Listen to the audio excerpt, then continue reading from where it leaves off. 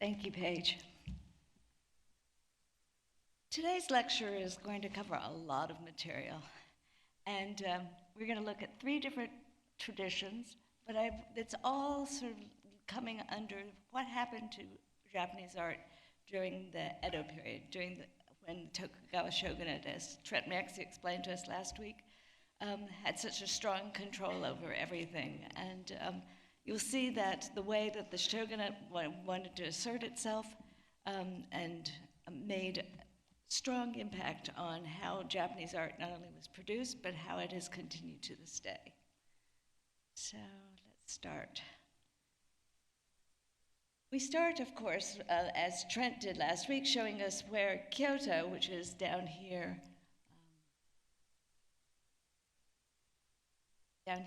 is separated by from Edo, which is the topic of our course right here, and then Nagoya, which is a center for the Tokugawa right in between, was for a long time considered to be, Edo was considered to be this remote outpost. It had been founded in the 15th century as a castle town and had really been a place where the Tokugawa had their power, but it was not something that was known for its culture or for any great feats. It was actually a very small place, but very quickly developed into something quite splendid.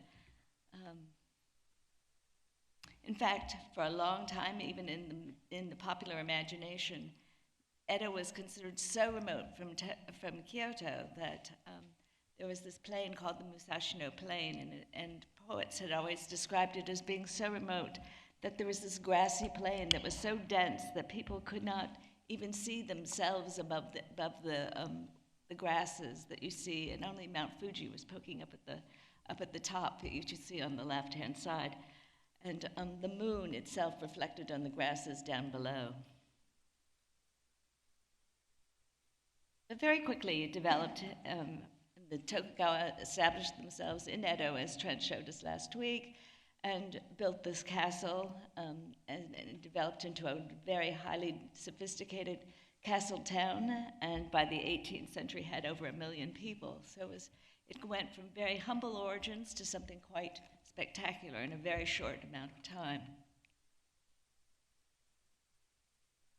And I show you some details of this the screens of scenes from Edo, as you can see on the right-hand side, and then a reconstruction of using a model of the Edo castle. That there were, within the castle itself, it was not just the towering donjon that you see in the center of it, but you also had all these outlying buildings which were used for administration, housing, and residential areas for the members of the shogunal aristocracy.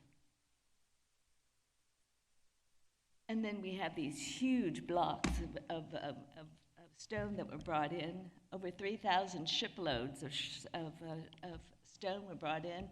And that is what you still see when you go to Tokyo today. And you can see it has been sort of a constant symbol of the Tokugawa and now the imperial household. But you can see in the print that we have of Hiroshige, for instance, it was just the mere suggestion of one of these walls was enough to evoke the presence of the shogunate.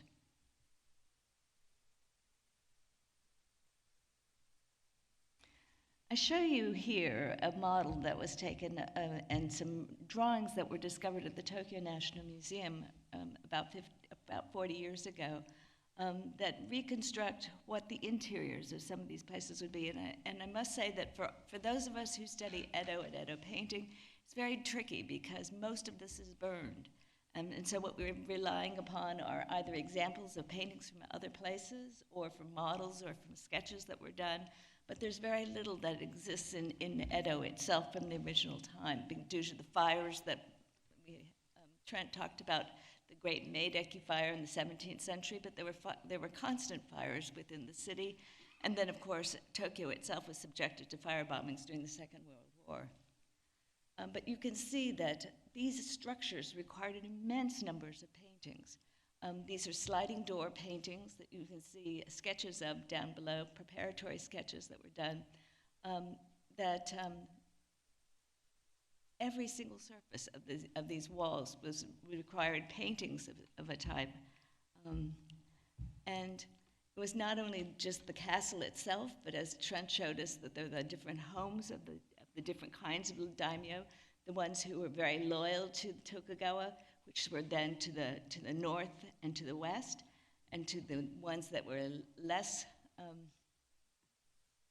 loyal to the Tokugawa towards the south. But all of these homes then, they too required, as you can see here in this slide, required a number of paintings. And it was not just these residences that were within the capital.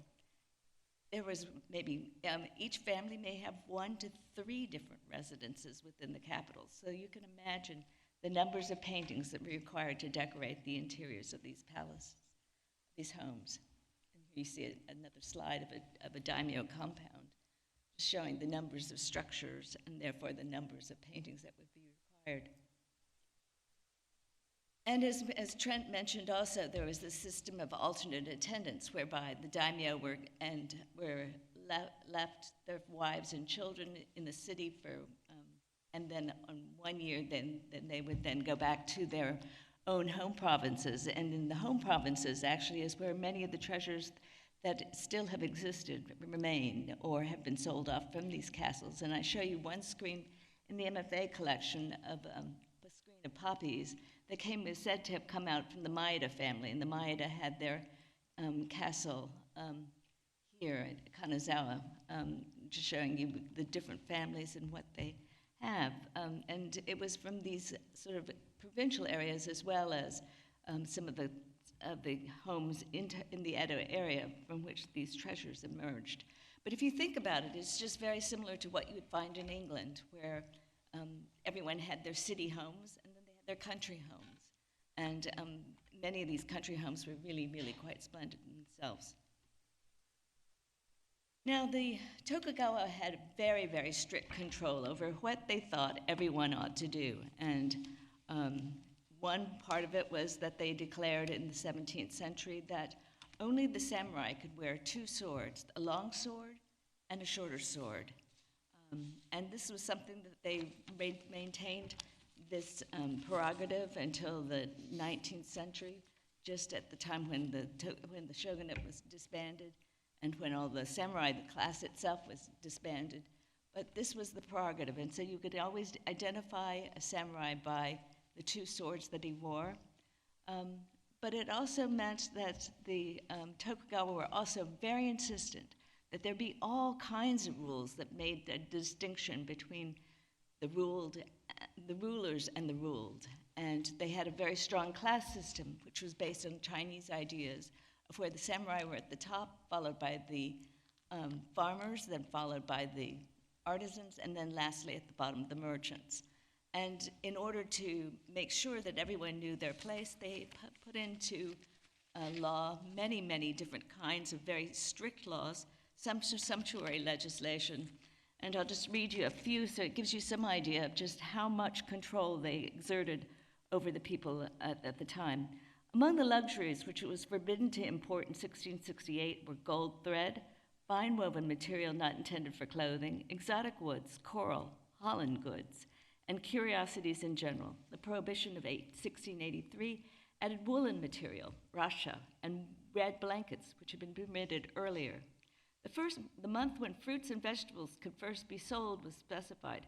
First month for fresh tree mushrooms, 3rd month for fern shoots, 4th month for bamboo shoots, 5th month for eggplants, etc.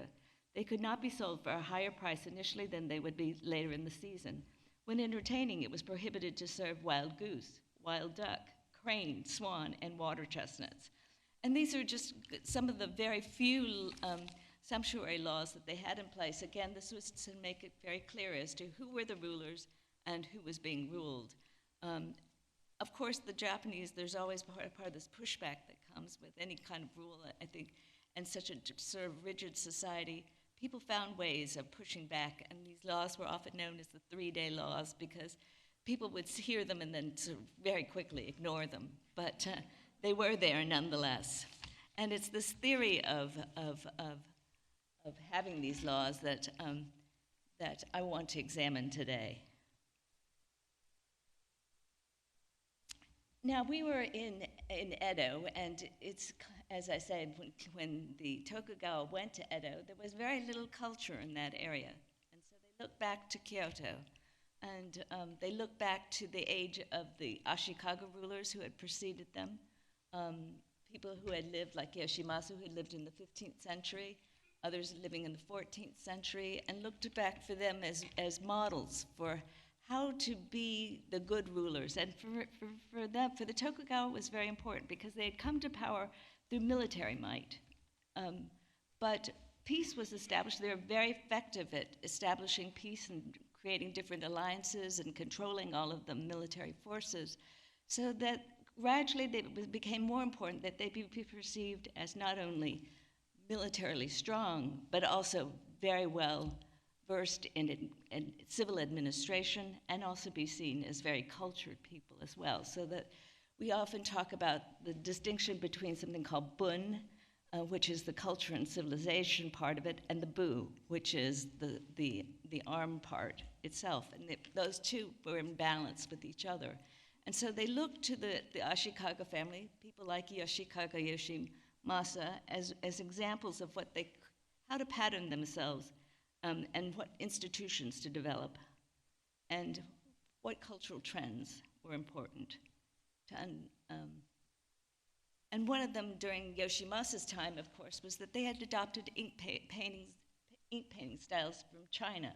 And Chinese painting became very, very strong influence during the 14th and 15th centuries. And you can see this is an ink painting that we have up in the galleries with just the suggestion of the landscape here. Nothing very ornate, but very, very simple and very much simplified. And that is something that then the Tokugawa themselves then began to ask their own artists to emulate. And one of the schools, the predominant school during the Edo period was the Kano school, which had many, many different branches, as I'll show you. Here is Ieyasu, shown with Kano Tanyu, who is the leading Kano artist of his time, here with his brush on the right-hand side.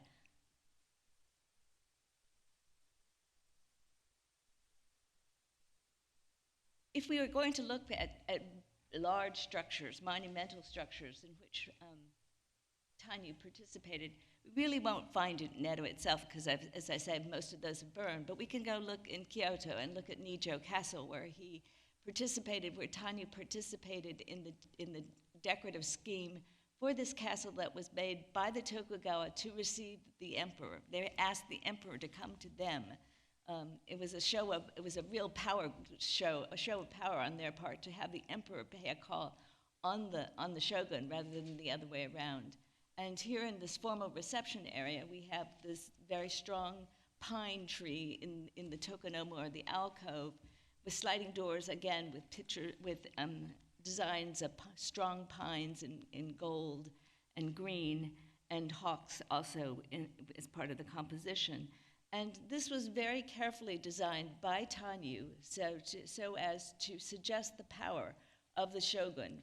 And I'll show you this very hokey slide, which will give you some suggestion of how they would have used it. This is using the wax models that they have at Nijo Castle in front. But you'd see the shogun would then be seated up at the top, and then the lower daimyo down below coming to pay calls and paying obeisance to him. And so he would be seated right underneath the very strong tree, again, as an assertion of his own power.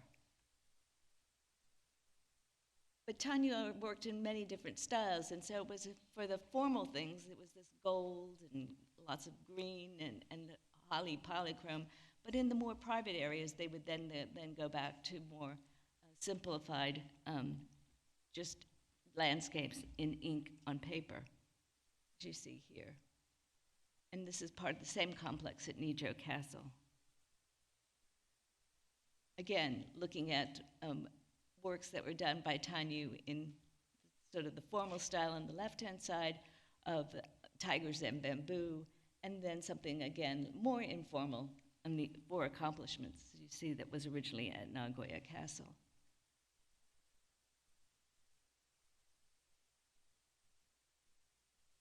For the Tokugawa, it was again, they wanted to emphasize the importance of the ruler and the ruled. And so Confucian ideals were something that was imported from China, and the whole idea of paragons of filial piety became very, very important. And so you have Kano Tanyu doing this very well-known set of 3 paintings that we have here at the museum with Confucius in the center and his 2 disciples at the apricot altar. And this was quite a well-known composition that was then purchased by Ernest Fenollosa for the museum, and it was said to have hung at one of the formal universities at the time.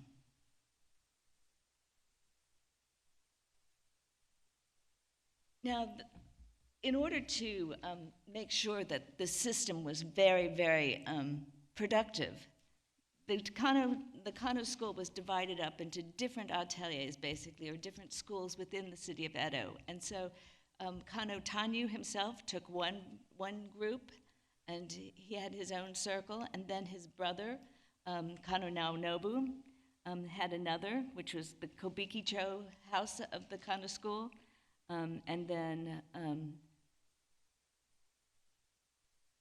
another brother had an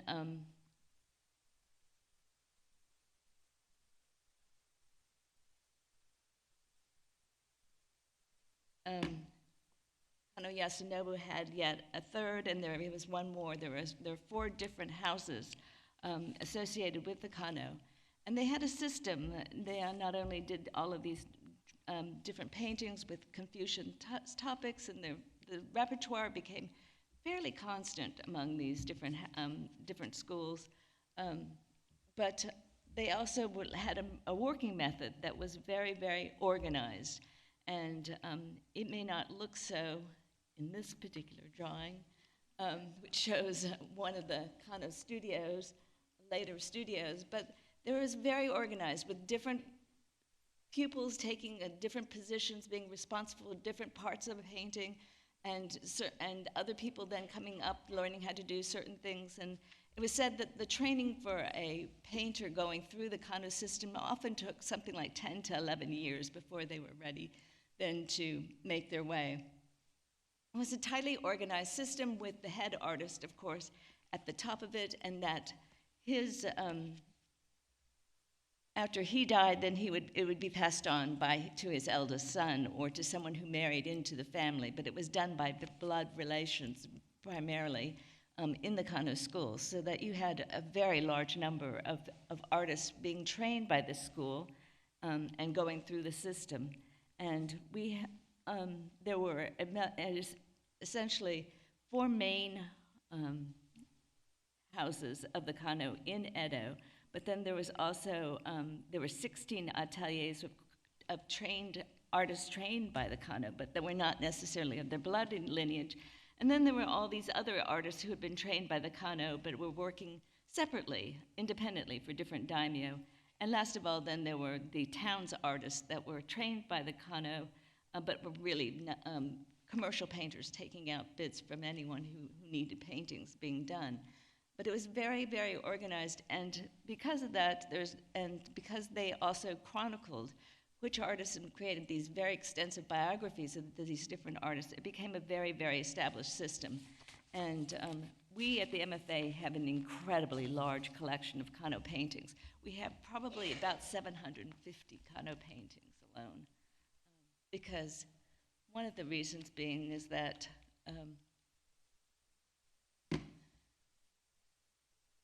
Ernest Fenollosa really appreciated Kano painting, and he purchased this painting on the left-hand side. Now, the painting on the right shows an example of how the Kano were trained. What they would do is they'd copy paintings over and over and over again.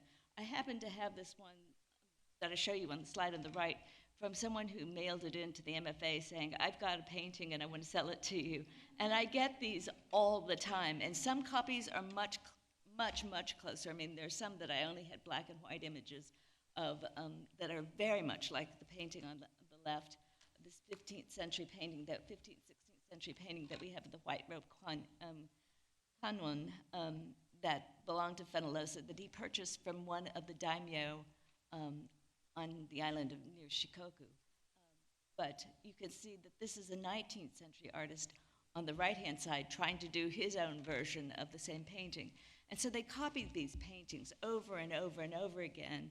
And that is how they developed their repertoire. That is how it was so easy for them then when they had to create different. Something's gone wrong.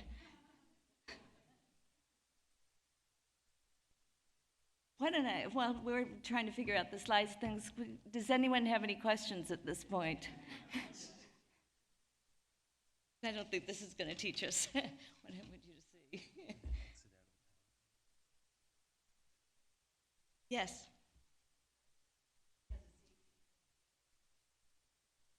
Yes.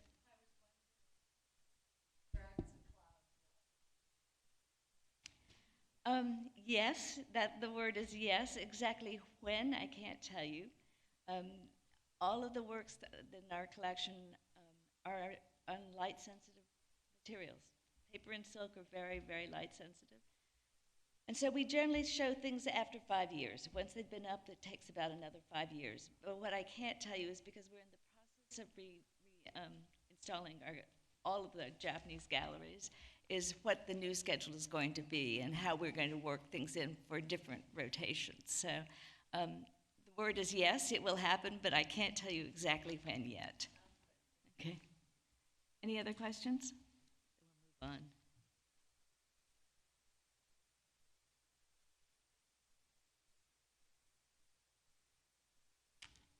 I hope we were moving on.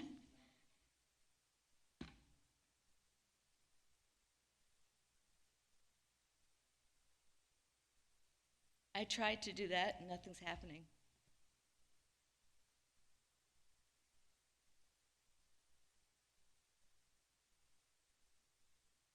Well, if you can imagine that we have so many paintings, Kano school paintings, in the collection, and if you look at the titles of them, many of them have the same titles over and over again because they're looking at some of the same compositions, and when something has become sort of established as a masterpiece, then it leads for others to want other paintings. And it's somewhat like, if you go to a British house, country house, and everyone has a Titian. Well, in Japan, everyone has either a Kano school painting or the Kano's copy of another famous painting there. And so when the paintings in the palace actually burned down, they copied those paintings too. They had copies of those done so that when it came time to repaint them, they already had the basis of a composition. So this is actually a 19th century rendition down here on the right bottom part of paintings that Kano Tanyu originally did for Edo Castle. The other thing that they did was that Kano were very well known for making sketches of paintings that they saw. They were great connoisseurs. They would look at different paintings, some from China, some from Japan, take notes about what they'd seen, make pronouncements about what they thought these paintings were. And sometimes these also then lent themselves to helping them come up with their compositions, as you can see with this long-tailed bird by Kano Tanyu on the left-hand side. But this tradition of being connoisseurs was one way that they made money. It's one way that the Kano school retained its authority.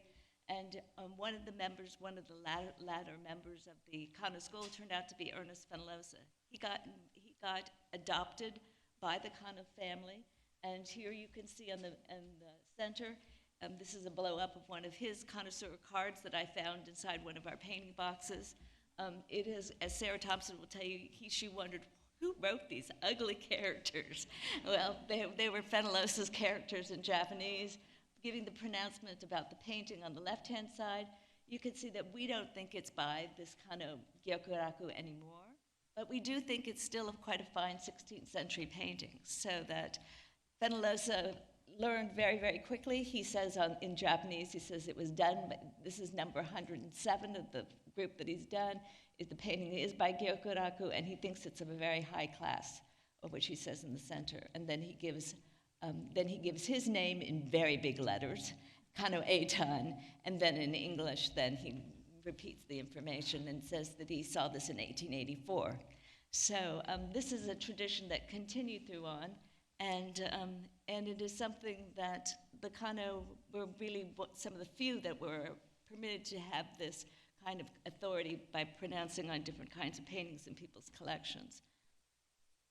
And the school itself, as I said, was quite extensive, quite large, and its earliest founders were during the Muromachi period in the 15th century, early 16th century, and extended all the way into the 19th century. And Kano Hogai, who is one artist that we have represented well in our collection, did this landscape here that you see in 1875. And he was someone who then later was supported by Fenollosa and William Sturgis Bigelow, because as the samurai themselves were losing money and losing patronage, the ability to give patronage, then the Kano themselves were then suffering, and so that Fenollosa and Bigelow stepped in to help them out, and that's also another reason we have such a large Kano school collection here at the MFA. Well, I want to switch gears, and we're going to look at No theater next. No is another one of these that is very much as an art form that was very much affected by Tokugawa ideals and Tokugawa's thoughts about power relations. And this again was modeled on the Ashikaga. Ashikaga Yoshimitsu, who is the person who is known for having built the Oroku Onyin, we now know it as the Golden Pavilion. Many people know it as the Golden Pavilion. He had a No actor, a man named Zeami, and Zeami took what would then sort of acrobatic performances and agricultural festivals, dances, and put these together to create a very highly sophisticated, highly refined art, which is how we've gotten the basis of the No theater today. It's a very, very understated kind of theater, and it is by intention supposed to be elitist. And it is not appealing to, they don't want everyone to goof off, or laugh, or any of that. It's supposed to be very, very serious, and the motions are supposed to be very set.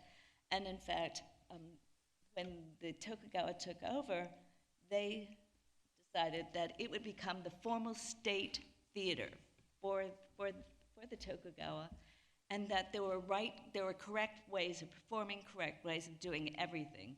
And so much so that if an actor did not perform in the correct ways, they were often asked to commit ritual suicide. So it's just an enforcement of belief and the propriety, because it wasn't just because they were afraid that they weren't doing the actions properly, but it also they thought that the No was, in being such a state ceremony, was a sort of a rite, and performing the rite correctly was incredibly important for the right balance between the rulers and the ruled.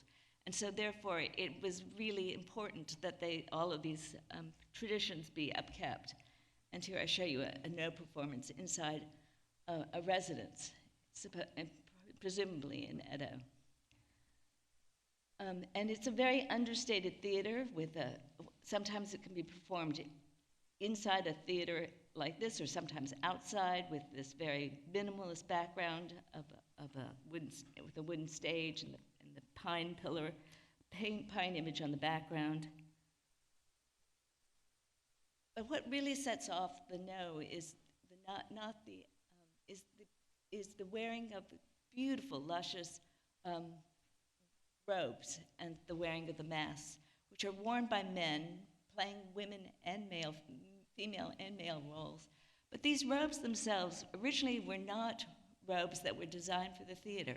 They originally were robes of the type that people wore at the time.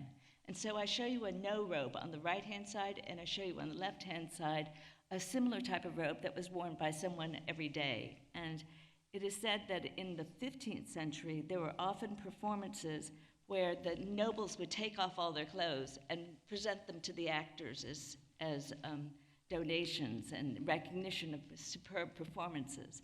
and that in one particular document I found there were 237 garments donated over a 3-day period. So you can imagine these very sumptuous robes being given by the nobles to the actors themselves. And at that time, the types of robes that were being used was not codified. But as with anything under the Tokugawa, the codification very quickly took place.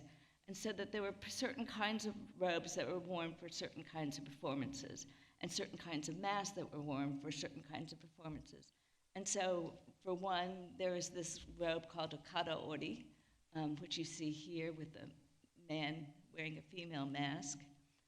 And I show you here a group of, this is what's going to follow, is a group of 19, and I'm not going to show you all 19, but we do have 19 robes that were given, that were sold to the museum by the Kurator family, because every daimyo was expected to have its own no troupe, and every no troupe had to have its own group of costumes and masks, and they all vied with each other. And our particular group of no robes came from the Kurator family, who had dominion over the Fukuoka area. Kurator Nagatomo was actually a friend of Fenelos's and Bigelow's, someone they had gotten to know at Harvard, because he had originally come to the United States to get an education at Harvard, and then went back, and he's the one who actually helped them procure a lot of things and also gave them a lot of knowledge about Japanese art. Here are some of the robes that were purchased from the Kurator family. Just to give you some idea of how complicated these robes are, if you look at the robe on the left-hand side, you can see that there's squares of blue and orange, and then these cloud bands in gold. For the bands of orange and blue, those are made by dyeing the warp threads. So you rung dye them, so that you get them all in these particular lengths, and then you weave them. And so that's how you get the block arrangement, is that these are all dyed. And then the pattern that you have of the wisteria and the gold bands, those come from the wefts. As you create the pattern, using the weft threads, that it looks like it's embroidery, but it's actually all woven. The whole thing is woven. And the gold itself is not gold thread, it is paper covered with gold leaf that is then woven into the fabric. These are very luxurious robes. All of the robes I'm showing you now are of the kata-ori type that are used for actors playing young women. Same is true here on the right-hand side. Again, block dyeing these warps and then weaving the patterns of the sailboat sails and the pine trees in with the wefts.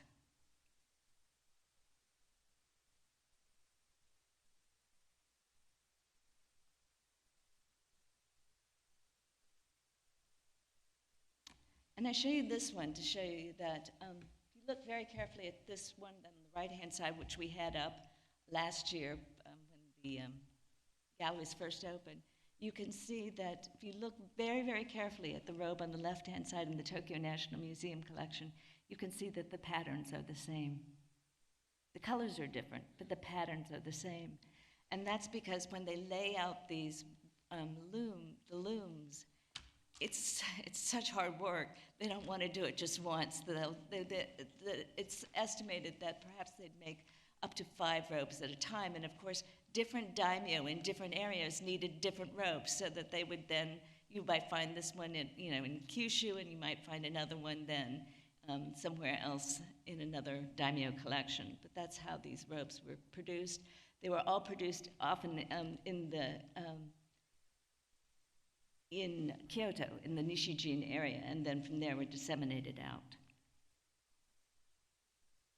Also important, but these were the masks, and I just show you 3 different masks. We have a very, very large collection of masks at the MFA, and No itself was considered very important by people like Fenelosa, studied the No. He studied with a No actor, Umewaka Minoru, and he also then translated some No plays that he did with Ezra Pound. And after Ezra Pound and he published these things, it came to the attention of William Butler Yeats. So there's a long tradition, literary tradition in our museum also associated with the No. And here I just show you 3 different masks, but it's the subtleties, the slight subtleties that make all the difference, because an actor doesn't show his own emotion. And in fact, when he's reacting to something, he is not supposed to show his own emotion. It's supposed to go through these very carefully prescribed movements, carefully prescribed ways of moving across the stage, and any emotion shown by the actor is considered to be completely verboten. So the emotion will come through the way that the actor holds the mask up to his face, the way he moves it, the way the light comes across it, but there are also very slight differences. So if you look at these, I've arranged these masks basically from younger to older, and you can just see that there are little details that make all the difference. It's the number of strands of hair that are out. It's the width of the face. It's the structure of the bones in the cheekbones that make the difference. And sometimes the handling of the mouth itself. But we will be rotating our masks in the galleries as well. Well, for our last tradition is the tea, Chanoyu, which we have tried to explain in our galleries. And if you want to see the tea ceremony in action, there is the video that's up there. Tea, again, was another discipline, another type of sort of a performance that was then something that the Tokugawa took on in emulation of the Ashikaga themselves. And it was under Yoshimasa, the Ashikaga Yoshimasa, that we have the true beginnings of the tea of Chanoyu, or the tea ceremony as it's often called in the West. Tea itself had been something, powdered tea had been introduced to Japan in the 13th century in Zen monastic complexes. But here in the Higashiyama villa of Ashikaga Yoshimasa, we actually have it then brought in, and it becomes its own sort of structured and performance of a type, in which we have a tiny little room, and this is the Togu-do on the grounds of the Silver Pavilion, and the use of a lot of Chinese ceramics. Chinese ceramics were the type of ceramics that were most appreciated at the time. And I show you a bowl known as bakuhan, and there have been many, many stories about bakuhan. But one of the stories, and again, I was just told recently that this is completely apocryphal, but it's something that you'll hear repeated often, was that Yoshimasa had 2 bowls that he, Southern Sung bowls, that he treasured greatly, but he put hot water in them and they cracked. And so, not knowing what to do, he sent them back. One story has it that he sent them back to China, and they returned them. He said that they couldn't make those kinds of bowls anymore. So they stapled them together and sent them back. But the Japanese loved these staples, and these staples then have become a great identifying feature of these two bowls, one at the Tokyo National Museum and one in another smaller museum. And it's sort of, I don't know if any of you have heard about kintsugi, but kintsugi seems to be the term that gets thrown around all the time with these lacquer repairs in gold. Well, this is sort of the original kintsugi that was done. While Chinese ceramics were something that was greatly treasured by the Ashikaga, in the 16th and 17th centuries, then you have tea masters, tea people who are advising the military governors as to tea-related ideas, aesthetic ideas, in connoisseurship of different kinds of different wares. And there begins slowly the promotion of not only Chinese and very finely processed Chinese pieces, but also Japanese wares. And you start hearing the term wabi thrown in. And wabi itself is a term that means sort of like a type of poverty. It's very, very spare. It's very, very simple, very, very rustic. And here you have some wares that show you things that were done in areas of Japan themselves, in Shigaraki, which is an area where the Miho Museum is, where you have these wares with they're very rough clay that has these feldspathic gritty preclusions coming out, that those are the types of wares that then are being included in the tea ceremony itself. And this comes to a head with someone known as, you can see that there's such a contrast between the very refined pieces of China as opposed to these very rough pieces that are being done in Japanese kilns. They start arranging these things and creating some hierarchies of objects here too, also during the Muromachi period. But it's really in the 16th century that this kind of very impoverished tea, wabi-cha as it's known, comes to be very, very popular. And it's under this man named Senno Rikyu who sets the tone. And he really makes everything so spare that he even creates a 2 tatami mat tea room here, which you see that the walls are covered just with plaster. Everything is very, very small. You enter through a very, very narrow opening so that everyone's supposed to take on a very humble attitude in coming into this room. But this is completely different from what the Tokugawa wanted to do. The Tokugawa developed a type of tea called beautiful wabi, beautiful, elegant loneliness. And this is something that was promoted by someone named Kabori Enshu, who's you should see in the picture by Kano portrait. And this is the type of tea room that he does. His tea room is much larger. This is at Daitokuji. And you can see that the walls are no longer just plain plaster. They are decorated with ink paintings. The wood is very, very, very finely polished wood. Very, oftentimes very exotic types of wood are used for the pillars. And here's the type of ware that Enshu uses. He uses a stand made of mulberry, persimmon and ironwood, different kinds of woods. Again, something very refined, something very elegant. He has a combination of Japanese, Chinese, and Korean wares that he uses in his tea, but everything is very, very refined. There's none of the very rough and simple things that you find that are typical of Rikyu's tea. And the daimyo then, because they all have to have their own tea masters and they all have to have their own tea collections, they also start producing wares because in their different kilns throughout Japan, because they can't import enough materials to create their collections. And so they go to places like Takotori, which is that is near south of Kyoto, and it comes with this dripped ware. And whereas in the earlier times, you would find a piece that had a drip, and you would treasure it because it had an incidental drip. Here, the drip is planned. They know exactly where they're putting the drip. It's all very, very structured.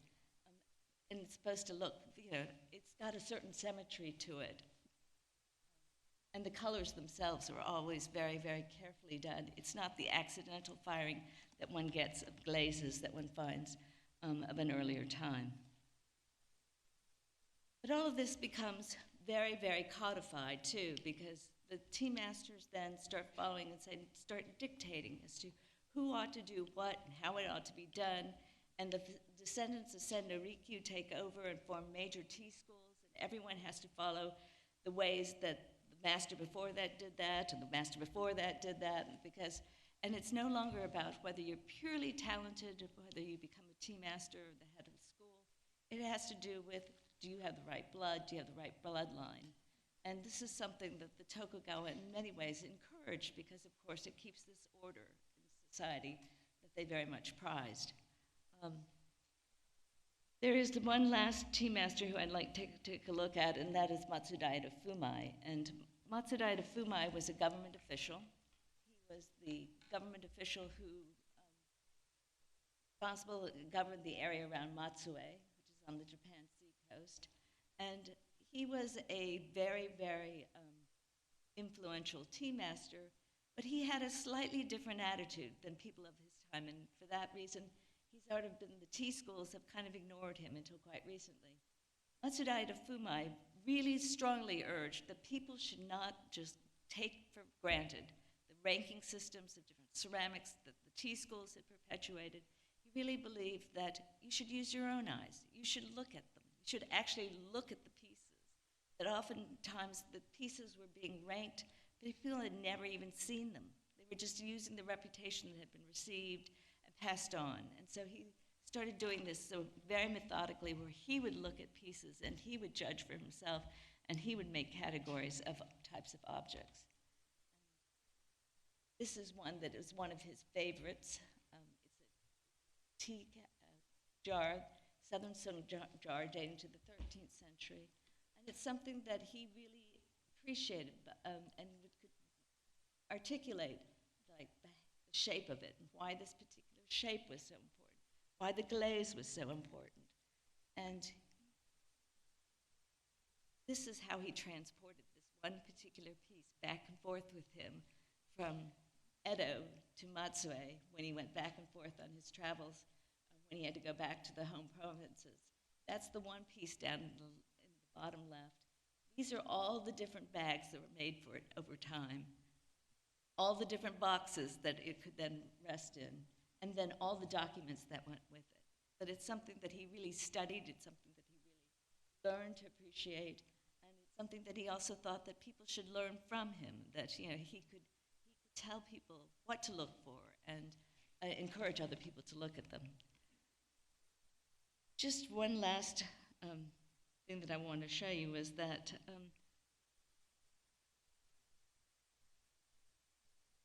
at the MFA, we are very lucky. We have one of Matsudaira Fumai's bowls, something that belonged to him. It comes with this blue and white textile that it's wrapped in. Those are said to be the kinds that the things that he owned would come with the textile like that. And then this is the box lid that is there for it. And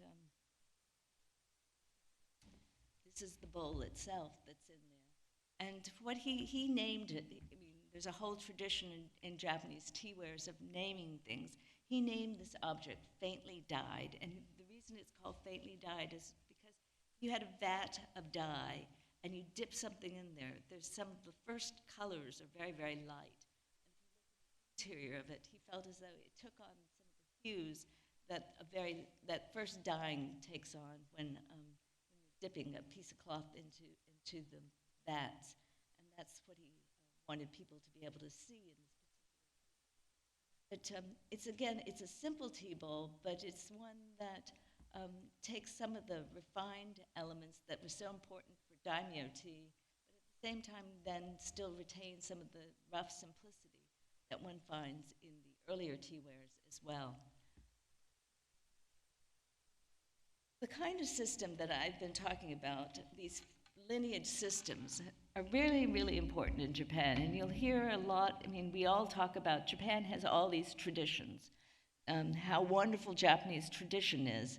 And part of that is through this Iemoto system, whereby it's the passing on of the tradition, the passing on of secrets from father to son, and it keeps on going. And I just show you different generations of the Sen family.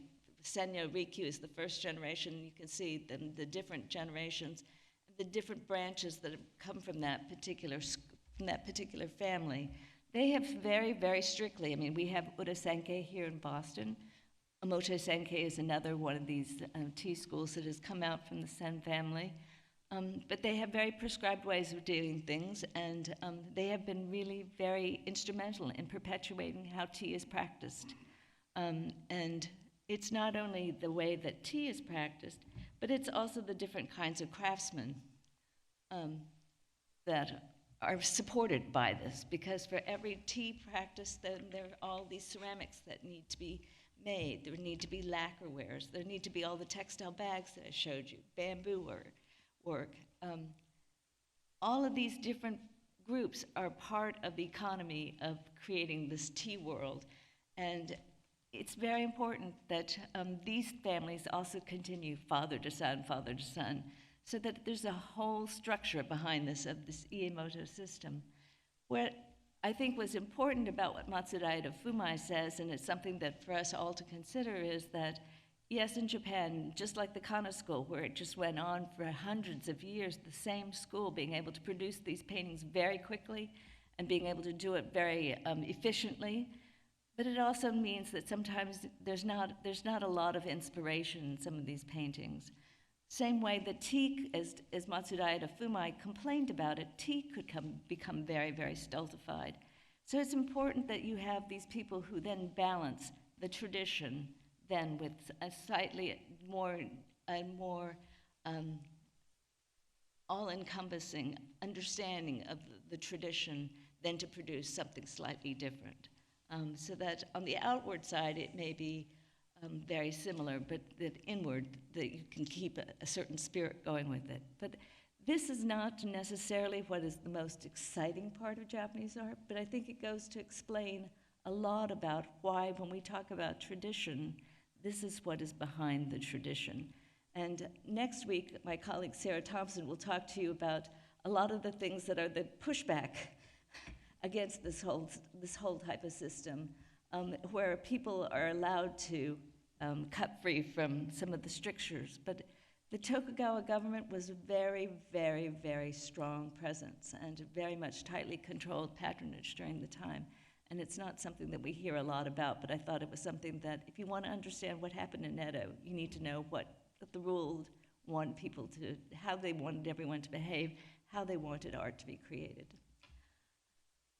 I will take any questions if you have any. And I must say that I've done 3 different types of traditions. It's a lot to cover in one lecture. There are lots of good books out there, and I just received 1 copy of a book last night, so I didn't make it onto your study sheet, that I greatly recommend. And this is a book called Japanese Tea Culture.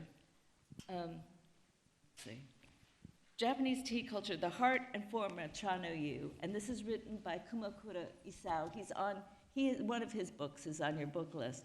But this book is just really wonderful about explaining all the intricacies of tea and why it got that way. Why do they do these things? You know, what is the reasoning for sitting the way they do? What is the reason for passing the bowls the way they do? It's really an excellent, excellent introduction. So that's one that I would urge you to read. But in the galleries, we've tried to give you some snippets of what the No Theater is like. Also tried to give you some snippets of what tea is like. And we will be circulating throughout the years. We will be circulating different parts of our collections as they pertain to those traditions. And paintings, of course, change all the time. So that will just give you some understanding of what is the basic structure for those parts of the collection. If anyone has any questions, I'd be glad to answer them if I can.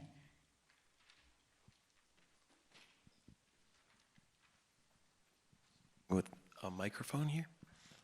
You'll be next. Oh, go you next. Hi. I was wondering if Matsudaira Fumai ever faced any legal trouble because he pushed against what was happening to tea culture, since he wanted to approach it more as like a, you know, as you were saying, actually looking at the ceramics and enjoying the tea for its simplicity. In terms of political trouble, he didn't get into any political trouble. One reason being was he was very, very well politically connected. He was a very extremely able administrator, and so Matsue, the area where he was from, was actually at one time fairly impoverished. And because of his good administration, they were able to introduce new crops and new industry, and so it became a very prosperous area. So in terms of his political reputation, he was fine. It's the tea schools that sometimes have not been including him in their reviews of tea because he's seen as somewhat different from the rest of them. So more of like a social ostracization. Yes, rather than a political ostracization, yes. Thank you.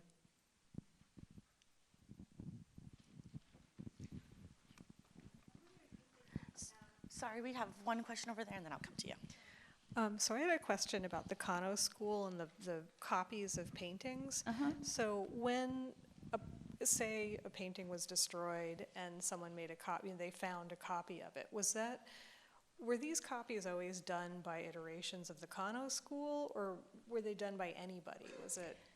How did that In work? most cases, they were done by the Kano school because it's like these drawings themselves become secrets. And access to paintings was very secretive as well, so that it stayed within a very limited number of people.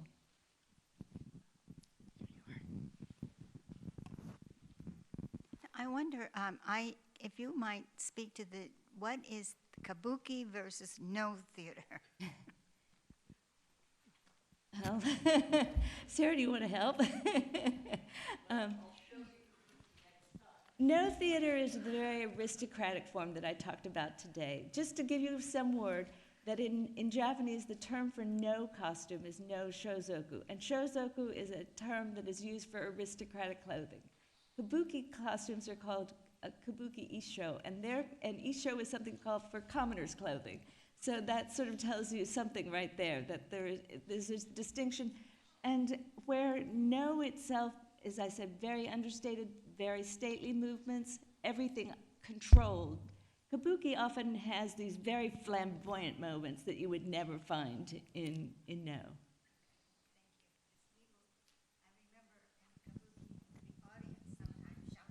Yes, you would not find that in a no theater.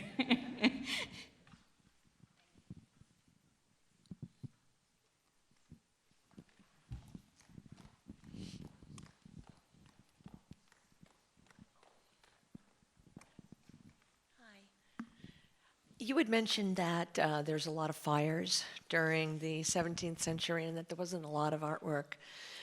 But where, in fact, did it come from? Was it from temples? Was it from the Shōgun?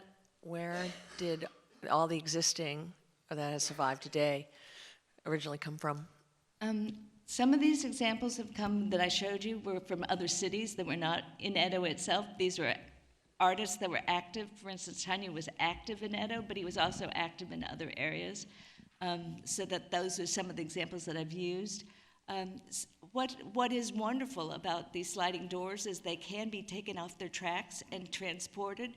So in some cases, some things have survived from that reason, but there was just such massive destruction in Edo that it really was very difficult to find anything from the early period there.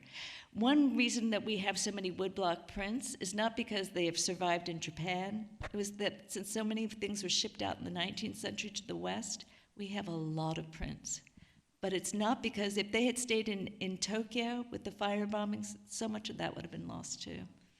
So that's just one thing to realize, is that although Tokyo itself is a very big and was a very prosperous city, just in terms of the history of this destruction has meant that we don't have as much as we might otherwise.